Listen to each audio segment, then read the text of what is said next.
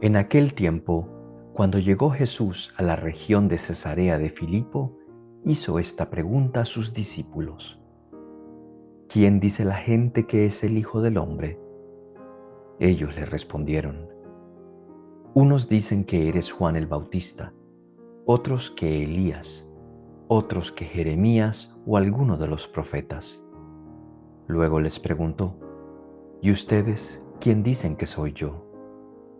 Simón Pedro tomó la palabra y le dijo: Tú eres el Mesías, el Hijo de Dios vivo.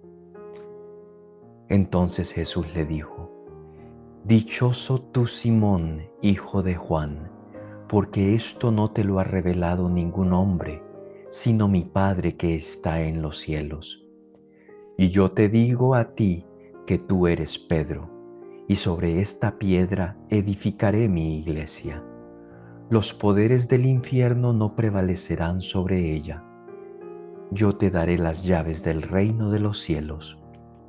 Todo lo que ates en la tierra quedará atado en el cielo, y todo lo que desates en la tierra quedará desatado en el cielo. Y les ordenó a sus discípulos que no dijeran a nadie que Él era el Mesías. Bienvenidos a este estudio bíblico correspondiente al domingo 21 del tiempo ordinario. El Evangelio es de Mateo 16, del versículo 13 al 20. Comienza con una localización.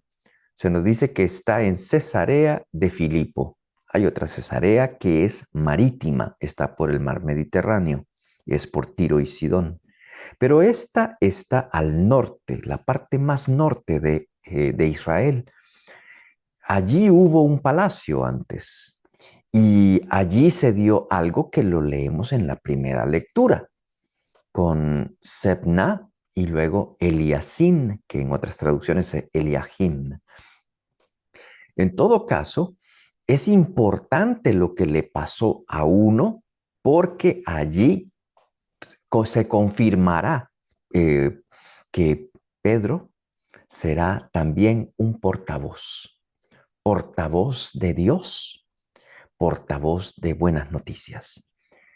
Entonces en Cesarea de Filipo dice el texto que Jesús los llevó hasta allá, 25 kilómetros desde el mar de Galilea hasta llegar entonces a Cesarea de Filipo, y que ya en ese lugar donde estaban ciertas construcciones hay templos paganos, hay de todo un poco, tremendas piedrotas, rocas, es un lugar rocosísimo, pero también tiene fuentes de agua que caen hacia el río Jordán. Bueno, eso por localizar algo. Pero entonces, recuerdo entonces lo que ya estaba dando la introducción con respecto a un trabajador del palacio que se llamaba Sebna, que en lugar de estar viendo por el bien de Dios y del ungido del rey, cuidando la casa del palacio del Señor, lo que hace Sebna es cuidarse a sí mismo y tratar de que lo vayan a recordar en el futuro. Lo que hace Sebna es tratar de construirse un monumento fúnebre grandísimo, de manera que la gente pueda decir: oh, qué poderoso era ese hombre. Pues resulta que Dios, el Señor, le va a quitar el puesto entonces. Usted era el que tenía las llaves en el palacio, que abría las cosas, que las cerraba, pero ahora lo que está haciendo es abriéndolas a conveniencia, no haciendo el trabajo que Dios le pide. Así que va a ser reemplazado. Eliacim va a ser su reemplazo. Y Eliacim entonces ahora tendrá estas llaves. Y él lo que abra se quedará abierto, lo que ate quedará atado, que es una buena introducción para lo que escuchamos en el Evangelio. Así que eso que sucedió hace tiempo, ahora va a ser como una bisagra para que un nuevo portavoz, una nueva persona que va a tener las llaves del Señor, que esté listo para ese ministerio. Eh, y Jesús comienza preguntando, en ese lugar donde eso pasó en la antigüedad, viene Jesús y les pregunta: ¿quién dice la gente que soy yo? Dice el texto que ellos comenzaron a contestar, unos que Juan el Bautista, otros que Elías, otros que Jeremías o alguno de los profetas. Esto es un significado del apego que tiene el mundo siempre al pasado. Lo de antes fue mejor, pero porque ya lo vivió, ya lo pasó. Mientras lo estaba viviendo, estaba deseando otro momento. Y tenemos la tendencia a caer en la trampa de pensar que los héroes del pasado son héroes que pueden salvar este futuro, que pueden salvar este presente en camino al futuro. Para Jesús no. Ese es vivir en sueños, vivir en la nube de aquello que no es real. Bueno, los escucho, pero ahora hace la pregunta en personal. ¿Y ustedes? ¿Quién dicen que soy yo? Y Pedro entonces, pero bien, como es él, así pues, impulsivo, contesta, tú eres el Mesías. Me encanta esa respuesta.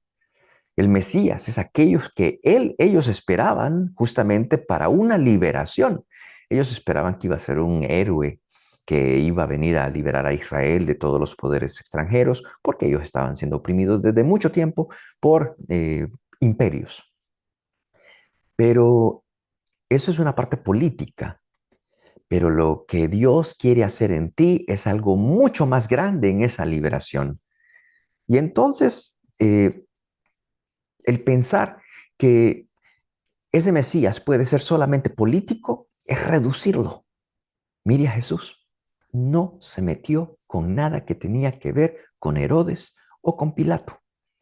Con que fuera del imperio o no del imperio, él no. Él busca la persona, él busca al Hijo de Dios. Él busca a aquel que tiene que vivir en la política, pero que sea una persona de Dios con la gracia en su corazón para que pueda hacer buena política o buen trabajo o buen doctor, buen marido, buena esposa, lo que toque. Que Pedro le dice, tú eres el Mesías, el Hijo de Dios vivo. No es el Dios de los recuerdos, no es el Dios del pasado, es el Dios de mi presente y futuro. Es el Dios que me conoce tal cual soy. Ese Dios tan presente, que está vivo, que no es un mero recuerdo, que no es un pedazo de, de escrito. Nosotros pensamos que la Biblia es solamente para recordar lo que Dios hacía. No, Dios está vivo hoy. Pues Jesús es el Mesías, liberador, hijo de un Dios que está vivo. Como ellos lo vivieron cuando en la barca Pedro camina sobre las aguas, Jesús los rescata cuando comienza a hundirse, se montan a la barca y todos se postran. Y todos le dijeron, en verdad, tú eres el Hijo de Dios. Bueno, esa parte queda ahí entonces.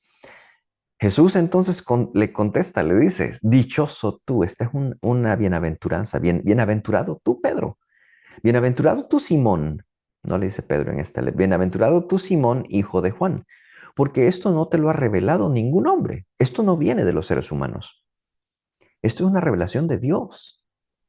A ti se te salió, pero porque Dios te lo reveló y tú lo escuchaste y tú lo comunicaste. Este Dios poderoso que está en los cielos, es decir, el Todopoderoso, el Creador de todo lo que está hecho, Él te lo reveló y tú lo escuchaste, tú lo proclamaste. Pues te digo, como tú tuviste buen oído para escuchar esa palabra y para proclamarla, yo te digo que tú eres Pedro y sobre esta piedra edificaré mi iglesia. A veces nosotros comparamos esa palabra Petrus, Petris, y decimos pues del griego, que suena así, Petros, decimos, pues rima, y eso es lo que importa. No, para ellos la piedra eh, es algo que es pequeño, que se puede tirar, pero algo que de verdad la palabra Petrus tiene más sentido es la roca. La roca es más importante para ellos. ¿Por qué? Venga, le explico. Le cuento que Abraham en el Antiguo Testamento fue a sacrificar a su hijo Isaac en una condición que le había puesto Dios. Pues él va y sube al monte y llega al monte Moria y hay una piedra. Y allí va a comenzar el sacrificio, pero lo para Dios. Le cambia la vida, le cambia la orientación y le cambia la dirección a Abraham. Desde allí comienza una nueva manera de ser para el pueblo, desde esa experiencia de la piedra sobre ese monte Moria. Pues le cuento que Abraham, por supuesto, es el padre de la fe. Todas las religiones monoteístas descienden de él. Pero el templo de Jerusalén se construyó sobre esa misma piedra, en ese monte Moria sobre el cual está el templo. Pues eso es un recuerdo que ellos tenían para decir, esta piedra es Abraham, nuestro padre. Ahora Jesús está diciendo que Simón, hijo de Juan, que él es piedra. Y sobre esta piedra edificaré mi iglesia. Nosotros bien claro sabemos que Jesús es la piedra angular. Es que nada va a funcionar. Para Pedro como piedra no puede funcionar nada si Jesús no es la piedra angular. Pues entonces, continúa el Señor diciéndole, te daré las llaves del reino de los cielos. Genial. Esas llaves, ahora Pedro tiene la del cielo. Pero hay un texto en Apocalipsis justamente que dice, cuando lo vi, es capítulo 1, versículo 17 y 18. Cuando lo vi caí a sus pies como muerto, pero él puso su mano derecha sobre mí diciéndome, no temas. Y comienza a describirse. Yo soy el primero y el último, el viviente. Estuve muerto, pero ya ves, vivo por los siglos de los siglos. Y tengo las llaves de la muerte y del abismo. Así que la fuente de toda vida es el viviente, es Cristo. Pero Él tiene esas llaves de la muerte y del abismo. ¿Son las mismas llaves de Pedro? No, son diferentes. A Pedro se le dieron las llaves del cielo y justamente luego se habla de este desatar y atar. Normalmente en el Talmud y en la reflexión judía, cuando se habla de este desatar y atar, es poder entender la palabra y explicarla. Así que Pedro tendrá esa capacidad por su apertura a la voz del Padre, a la voz de Cristo, de poder entender esta palabra y explicarla a la comunidad. Para mí me llena de alegría pensar que no solamente está hablando del Antiguo Testamento. Sí, es buena parte, pero está hablando de todos los discursos que dio Jesús. Todo aquello que se habló y que tal vez no se entendió correctamente, Pedro ahora tiene un ministerio tan poderoso que ayudará a desatar ese secreto de la palabra de Cristo para todos nosotros. Y eso es lo que la iglesia ha hecho. Y por supuesto, Pedro no es eterno. Así que este regalo estará en cada sucesor de la comunidad cristiana. En el principio no era tan grande como lo es la iglesia ahorita. Y por eso nosotros pensamos en la imagen de Papa de hoy, no era la imagen de ese momento, pero había un líder y cada uno sabía, yo soy polvo, yo soy un respiro de aire, yo voy a morir. Y cada uno se da cuenta de su flaqueza, de todo lo poquito que podemos hacer en esta vida. Por eso hay sucesores. Por eso sabemos que esta iglesia, como es la de Cristo, el viviente que tiene las llaves de todo aquello de la muerte y del abismo, decía la lectura. Y Pedro tiene las llaves aquí en la tierra para decodificar esta palabra que abre las puertas del cielo. Es una promesa bien bonita también, entonces eh, pensar que esto no es algo de magia, sino muy encarnado. el Señor de los siglos, como habla Apocalipsis 1, ese viviente que vive para siempre, no es para meternos miedo. La palabra de Dios no es para volvernos locos. La palabra de Dios es para darnos una alegría y una esperanza para estar en roca firme, para estar en una esperanza que no se acaba y poder vivir esta vida entonces, permitiéndole a Dios que se manifieste una y otra vez en nosotros a pesar de nuestra debilidad. Pedro, el primero. Y yendo a Pedro, tenemos la esperanza de que todos nosotros somos Pedritos también y Pedritas que vamos siguiendo al Señor y que tenemos la capacidad de error, la capacidad de ver las cosas a nuestra manera.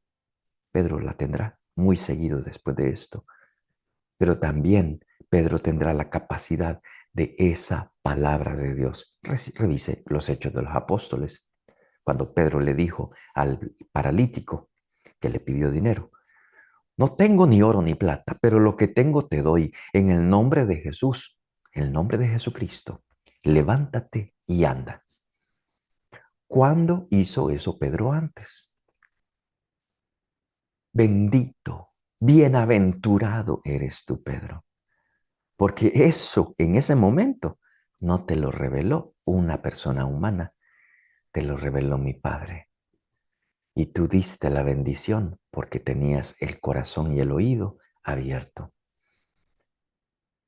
Todos nosotros estamos allí incluidos. Todos somos Pedro de nuevo. Pero en el liderazgo de la iglesia hay un Pedro. Tenemos que tener una cabeza para saber para dónde vamos. Si esa cabeza habla de amor, de perdón, de todo lo que Jesús habló, fíjese en el ministerio de Jesús, usted va a saber que ese Pedro está en lo correcto. Si ese Pedro empieza a condenar, si ese Pedro empieza a separar y a decir estas ovejas no valen la pena, estas ovejas se van para el infierno, Jesús hasta el más despreciable le dio la oportunidad de una vida nueva. Amó a Judas con amor eterno. Este texto es muy lindo en ese sentido de nuevo, es que es una esperanza muy grande, pero la puso ahora el Señor y la palabra de Dios en Mateo la compone muy lindo, diciendo: no vas a esperar a que el cielo se abra en dos y te diga, te equivocaste. Tienes aquí en la tierra a un Pedro que te va a guiar, que escuchando la voz de Dios podrá abrirse a esa gracia, pero te está echando el reto a ti y a mí también, vuelvo a repetir, los Pedros y las Pedras, para poder decir nosotros necesitamos no ser cualquier piedrita que la tiran y se pierde, necesitamos ser roca, roca firme de la palabra de Dios, del perdón, del amor, de la comprensión, de esa fe que no se quiebra. No estamos llamados a lo pequeño, estamos llamados a lo mucho.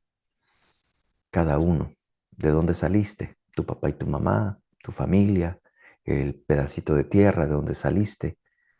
Pero así comenzó el Señor con Pedro diciéndole, tú eres el hijo de Juan.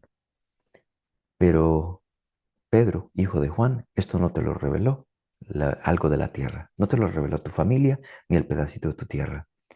Te lo revela el Señor que quiere cosas muy grandes de ti. Abre tu corazón. Déjate amar por esta presencia. Dios los bendiga.